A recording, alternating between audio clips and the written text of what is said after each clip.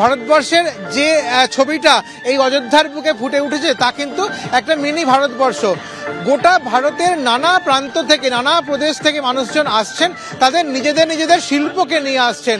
এই মুহূর্তে যে ছবি আমরা দেখছি, দর্শকরা যারা দেখছেন, তা হলো এক ধরনের বিশেষ নাচ, যেখানে ময়ূরের পেখম লাগিয়ে পুরুষ এবং মহিলারা একই সঙ্গে নাচ করছেন। উত্তরপ্রদেশের একটা বিশেষ অংশ থেকে এই নাচের দল তারা এসেছেন।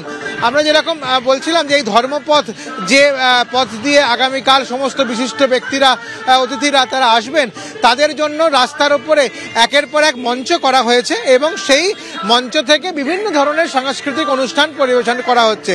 কয়েকশো মিটার অন্তর অন্তর এভাবে বেশ কিছু মঞ্চ করা হয়েছে, যেখান থেকে ভারতের নানা প্রান্তের যে লোকশিল্প সেগুলোকে তুলে ধরা হচ্ছে। আর এভাবেই সাংস্কৃতিক মেলবন্ধনের একটা ছবি গোটা অযোধ্যা জুড়ে চোখে পড়ছে সবার।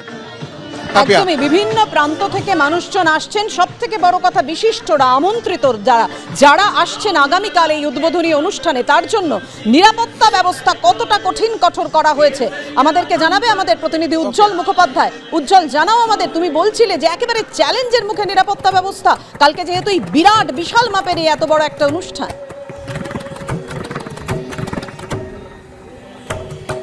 একেবারেই তাই। দেখো পাপিয়া, প্রথমেই তুমি শুরু করেছো ইতিহাসের কথা বলে। তবে এই যে আজকে আগামীকাল রাম মন্দিরের উদ্বোধন হতে চলেছে, তার যদি ইতিহাস দেখো, সেই ইতিহাসটা কিন্তু খুব বেশি একেবারে ওরকম সোজা সাদা পাতার ইতিহাস না, বরং বলা যেতে পারে প্রতিটা পাতায় পাতায় সেখানে সংঘর্ষের কথা রয়েছে।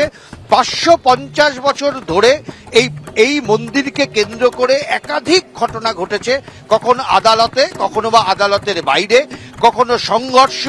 এই যতবার রাম মন্দিরের নাম উচ্চারিত হবে ততবার বাবরি মসজিদের কথা উঠবে, ফলে অনেক কিছু রয়েছে। আর সে কারণেই বোধহয়, যেহেতু এতগুলো সংঘর্ষের ইতিহাস রয়েছে এই রাম মন্দির উদ্বোধনের পেছনের পাতাগুলোতে, তাই প্রশাসন এবার কিন্তু অনেক বেশি সতর্ক, যাতে কোনো ধরনের ঘটনা ঘটতে না পারে। 8000 বিভিন্ন ভিভিআইপি তারা এসে পৌঁছাবেন অযোধ্যায়, এবং গত 1 বছর ধরে উত্তরপ্রদেশের পুলিশ এই অযোধ্যার নিরাপত্তা ব্যবস্থা কি হবে তার ব্লুপ্রিন্ট তৈরি করেছেন, এবং তাদের যারা পুলিশের যাদের অত্যন্ত দক্ষ, সেরকম 1000 পুলিশকে তারা কিন্তু ট্রেনিং দিয়েছেন, যাদের স্পেশাল ট্রেনিং দেওয়া হয়েছে, কমান্ডো ট্রেনিং দেওয়া হয়েছে, যারা এই নিরাপত্তার দায়িত্বে থাকছেন। মন্দিরের আশপাশে গোটা অঞ্চলটাই কিন্তু এই এসএসএফ তারা কিন্তু দায়িত্বে থাকবেন, যারা কিন্তু যে কোনো অবস্থার সঙ্গে মোকাবিলা করতে প্রস্তুত। 3টে স্তরে সাজানো হয়েছে। একটা স্তরে সাজানো হয়েছে যেখানে এসএসএফরা থাকবে, ভিভিআইপিরা থাকবে।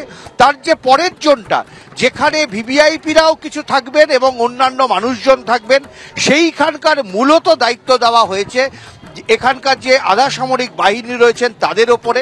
তারা কিন্তু তার নিরাপত্তা দেখবেন, সিআরপিএফ তারা নিরাপত্তা দেখবেন।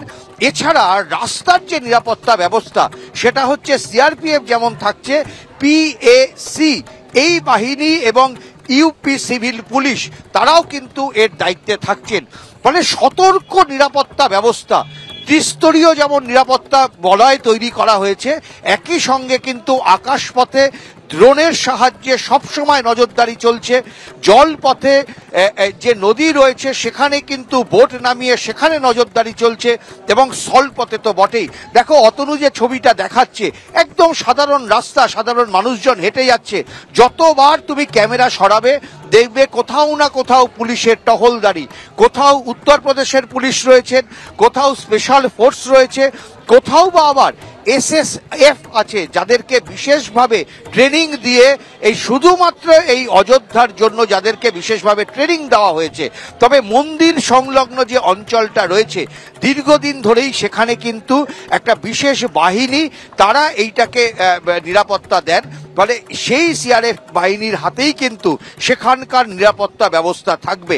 নানা ধরনের আগ্নেয়াস্ত্র রাখা হচ্ছে, নানা ধরনের 400 SS কর্মীকে NSG ট্রেনিং যারা দিয়েছেন তাদের মধ্যে 100 জনকে বেছে নিয়ে শুধুমাত্র নরেন্দ্র মোদী থেকে শুরু করে VVIP পার্সনদের নিরাপত্তার জন্য রাখা হচ্ছে।